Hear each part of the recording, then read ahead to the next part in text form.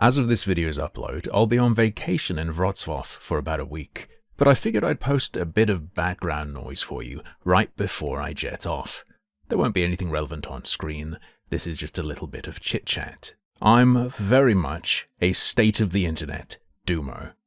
Things will get worse. I like to throw out ideas like banning children from the web entirely and enforcing against violations only as they're caught as a means to make Real ID online and whatnot unnecessary, leveraging parental punishment as a deterrent instead of creating a new normal of no privacy. But that's of course not a serious or realistic solution. It won't get interested parties what they really want, and would require reallocation of resources those with influence would prefer be used to catch Sieg-heiling pugs. And even if that one MP's push to raise the age youths are allowed to use social media from 13 to 16 succeeds, its implementation will surely take the worst possible shape. But I can still dream of a teen-free Twitter while the web burns. Anyway, people are, naturally, pointing out that there are obviously ulterior motives to recent moves meant to protect kids. But it's worse than that, isn't it? See, to me, the most dangerous thing for kids online isn't what they might see, though there is of course plenty they shouldn't see online, but rather the true threat is who might see them. A risk I haven't personally seen discussed at all is the increased identifiability of minors on social media that could come with implementation of age restriction on mixed audience platforms. Even if a young person knows what not to share in their posts and on their profile so as to avoid becoming a target, what happens when there's a whole new set of tells baked into a platform, making them a mark for direct contact? And beyond that, I'm sure it will encourage minors to identify themselves by complaining about lack of access, and this provides a fresh way for predators to more effectively pretend to be children in online spaces that now, falsely, will be perceived as safer than before. Oh hey look, it's just another frustrated teen who wants to look at adult stuff. I don't think it's hard to imagine all the new ways things could go horribly wrong, especially with a false sense of security added on top. The tinfoiler in me suspects this and other flaws are by design, to justify future requirements down the line instead of actually, adequately, and reasonably addressing child safety online, which is a real issue. Unfortunate both because of what happens to kids online, and because that makes it a very effective justification for all sorts of stuff. Oopsie! New problems have arisen, and it looks like everyone has to identify themselves everywhere online now. It's all over for me already, the things I've said with my face attached, but for the rest of you, let's have some fear-mongering fun. Let's do some dystopian theory crafting. I've seen people talking about mandatory connection of online activity to real identity in terms of like people being fucking hauled off to black sites to be tortured for political dissidents. But that thought doesn't particularly scare me. They already have enough identifiable people to make examples of to spread fear with, and do. It's a very crude, unsophisticated, and old-fashioned method of control though, and it's something you can point to as concretely happening. Because of this, it can even backfire on power and result in an emboldened resistance. The stuff I've personally been terrified of for years now is how more information about and a better understanding of populations could be used to exert invisible influence. Think about shadow bans. When someone's been hit with one and it works, they of course don't fight it because they don't know it's happened. I distinctly remember reading, over the years, stories of MPs salivating over the possibility of cross-platform bans. A Real ID link would of course facilitate that, and many have thought of this, even though for now sites are being allowed some autonomy in how they verify. Do you really want to bet centralization won't be pushed for? Many have rightfully pointed out the risk posed by data breaches. But when something catastrophic inevitably happens, it's not going to be, okay, we scrap this now, stop doing it and delete everything. It's going to be, everyone needs to be using a safe provider of online credential services. Everyone give everything to Google. Come on, you already pretty much do. It'll be so much more convenient too. It's easy to guess where things could go from there. MPs are gonna love it. They are gonna get their anti-politician abuse cross-platform bans, one way or another. But if we're speculating about what could be done, why stop there? How about cross-platform kettling? It is common to see messages undermined by their messengers associations. Sometimes devastating connections occur naturally, sometimes they smell a bit like glow sticks.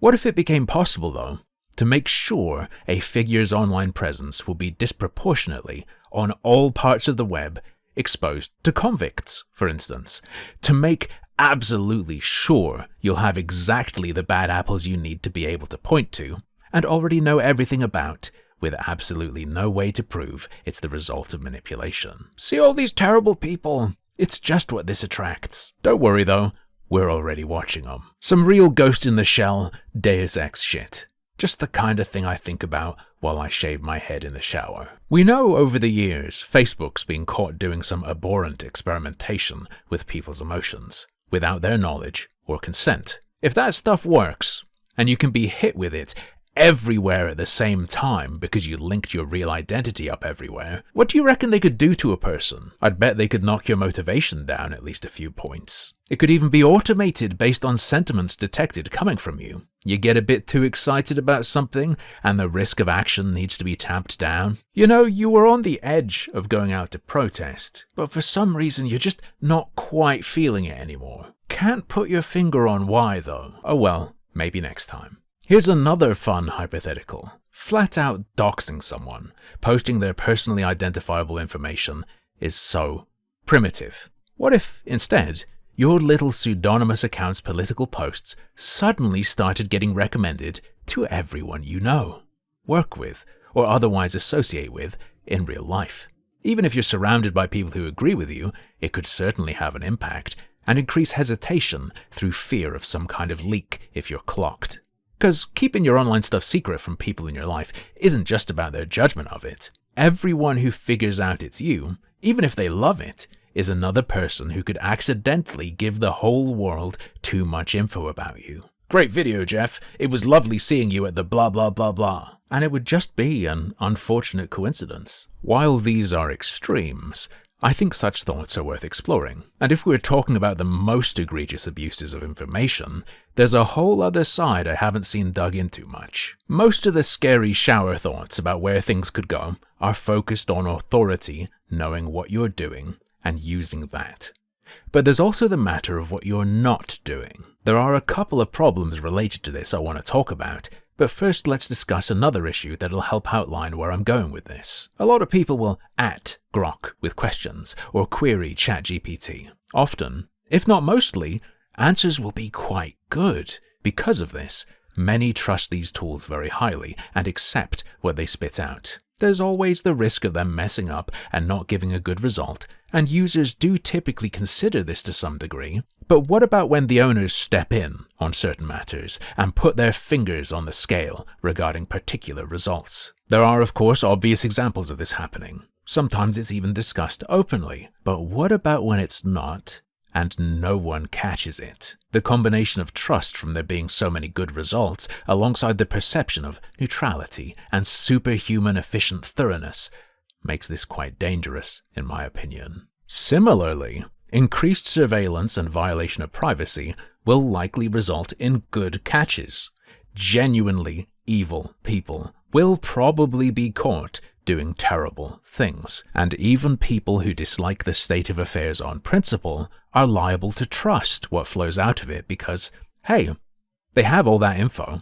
It's bad that they have it, but they do have it, right? Any claim or action is backed up by the panopticon. Everyone knows they can see everything, so of course they saw that. See, besides an awareness of surveillance influencing behavior, it also shapes belief. And so how do you deal with someone who's allowed access to all of this?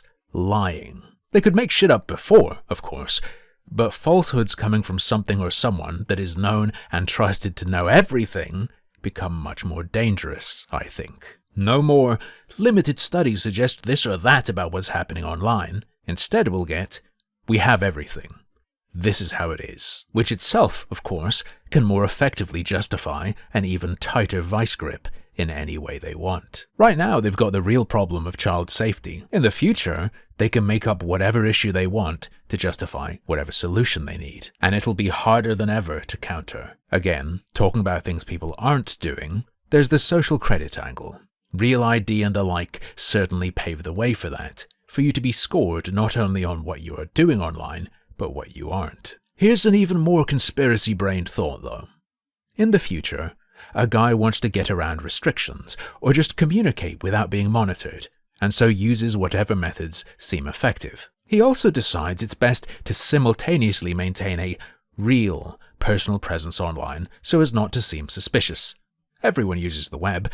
Looks weird if he's totally off the grid, yeah? It's a sort of digital alibi, he figures. He shares pictures of his pets and talks about the latest games on his real account, while restricting his political thoughts to hidden corners. But the system still flags him for closer scrutiny. You see, during periods of peak political unrest, his real accounts post less or simply differently, and the AI overseer picks up on that pattern. Knowledge of what a person is not doing can be quite valuable. An enforcer catches him using unapproved communication technology, and then everyone he was talking with gets hit too. Now, this is all very sci-fi, out there, and speculative, sure, but with the direction we're heading, I think it's worth picking at every last thread, and it always helps to illustrate the bigger picture in more exciting ways. It's fun to do, while we're still allowed. Fingers crossed I'm not giving anyone any ideas. Anyway, hope you enjoyed listening. It'll be a little while longer than normal before you hear from me again, as I won't be at home again until the 31st, but I'll be back searching for more internet nuggets to share right away after that. In the meantime, take it easy, and don't let them scan your damn face.